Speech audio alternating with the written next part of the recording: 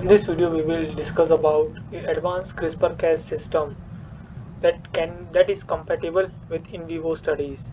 So present Cas systems cannot be used with this AAV, which is generally used in the clinical system to inject the vaccines because of the size constraint. As CRISPR-Cas has a bigger size that can be seen in this panel A.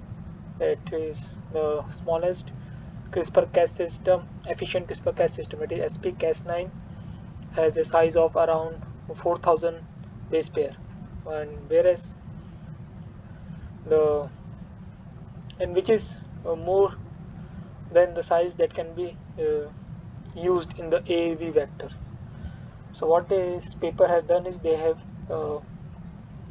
find out a advanced CRISPR-Cas system that uses like 1/3 of its size of around 1300 base pair that can be used or that is compatible with this AAV vectors and can be used for the in vivo studies.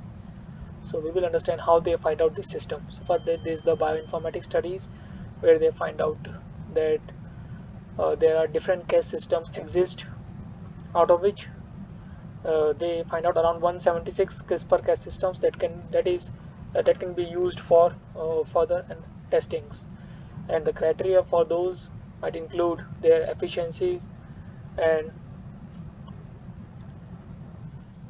their size constraint, and there are some other parameters also that you can refer to the paper. But these are the genes these are the uh, CRISPR-Cas proteins that they are able to find out. Then thereafter they did the screening for the PAMs, and they can see that around 176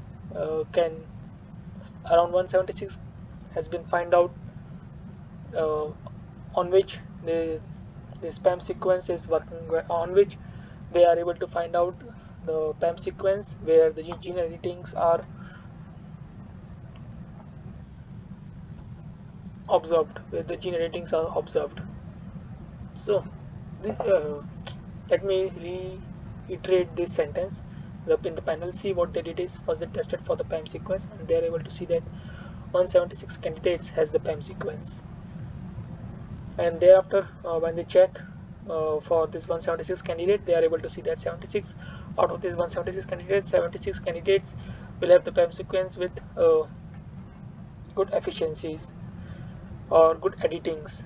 Thereafter, they check the sgRNA, the guide RNAs that can be used with these candidates, and they are able to see that around 66 persons, 66 guide RNAs can be used for gene editing using these CRISPR-Cas systems. And then they tested it for editings, that what is the percentage of this editing can be occurred, and out of this they are able to see only 2% of the 20 cases they are able to find out where greater than 2% editings they have seen.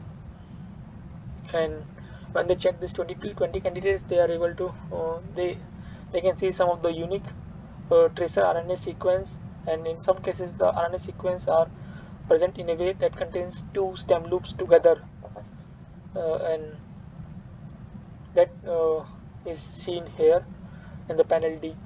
So these two stem loops, from these two stem loops, what it is, they link it using the engineered RNA linkers of these 4 nucleotide bases. And after that, they tested this kind of CRISPR-Cas systems for the experimental analysis.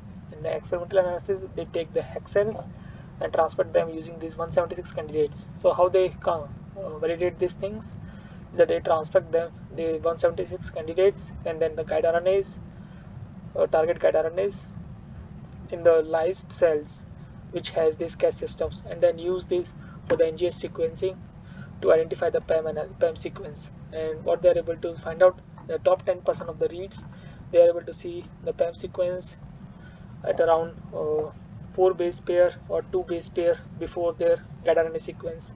When they read the stringent PAM sequence, they are able to see that around -4 base pair and -2 base pairs are the more prominent before the guide RNAs. Thereafter, they wanted to do is that they wanted to check this co-transfections of this plasmid that encodes this Cas gRNA. This they wanted to check their gene editing specificity.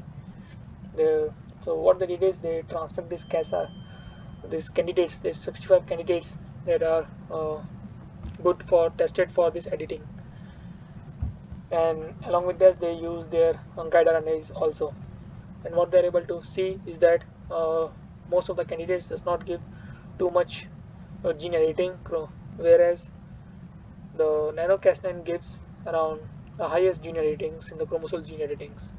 And then they wanted to check the PEM sequence for this chromosomal gene editings, and what they are able to see is that non-cognate PEMs seems to be higher for this NNTR region and compared to the TNNR or TNTY regions. Oh, let me correct myself. The gene sequencing seems to be higher for this TNTY regions compared to the NNTR and TNNR regions that can be seen here. So, like this, they are able to find out that their NanoCas9 system, they are able to find out a new advanced CRISPR-Cas or NanoCas systems which has a lower size and a higher gene editing specificity that can be used for the in vivo studies, as it is compatible for AAV vectors. We will discuss these things in detail in our subsequent videos, as some of the things might not be clear at this point of time. So if you need to understand more about this paper in detail, you can go through the reference that has been provided in the description.